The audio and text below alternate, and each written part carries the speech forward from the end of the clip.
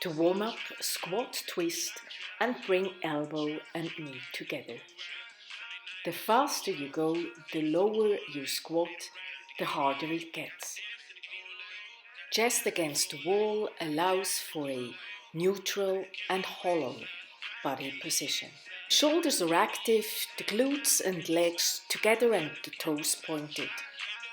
Today's workout is 50 dumbbell ground to overhead. The dumbbell starts on the ground inside the feet. Keep the heels down and the arms straight until hips and legs extend.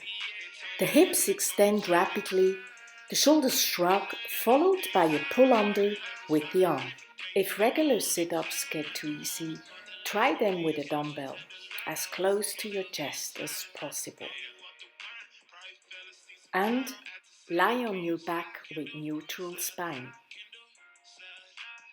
3, 2, 1, go!